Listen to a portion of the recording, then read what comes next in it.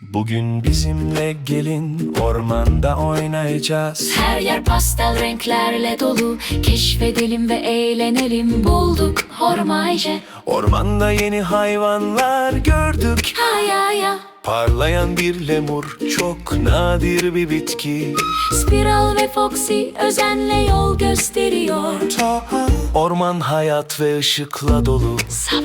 Sabahın parıltısından gecenin yıldızlarına kadar. Ejderha, Denge ve takım çalışmasıyla oynayacağız ve büyüyeceğiz. bu pastel ormanda. Haydi haydi haydi. Ya Macera burada, çok parlak ormanda.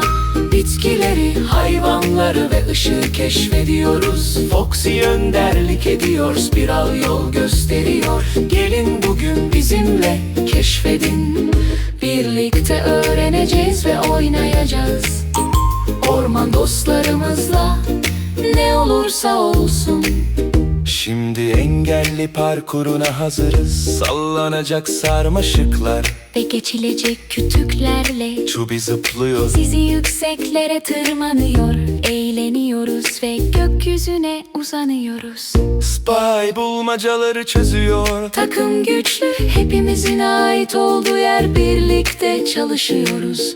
Orman bir meydan okuma ama gitmeye hazırız. Engeller ve kahkahalar arasında büyümemizi izleyin. Macera burada, ışıl ışıl ormanda. Tüm gücümüzle zıplıyoruz, sallanıyoruz. Bugün eğlenceye Kubi öncülük ediyor. Ne olursa olsun birlikte keşfedelim. Birlikte öğreneceğiz ve oynayacağız.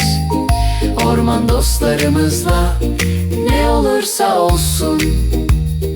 Hoy lay lay lay lay, la la lay la lay lay lay lay lay. Ya Lay lay lay lay lay, la la lay la lay lay lay lay lay. hayvanlar burada çok temiz, yaşam alanlarıyla. Onlara bakacağız, bir orman ziyafeti. Ağaç dikelim ve toprağı temizleyelim. Birlikte mücadele edebiliriz. Ormanı temizliyoruz, sevgiyi yayıyoruz. Doğaya aşağıdan yukarıya kadar özen gösteriyoruz. Takım çalışması ve özenle orman gelişecek. Onu koruyacağız ve canlı tutacağız. Macera burada, çok parlak ormanda.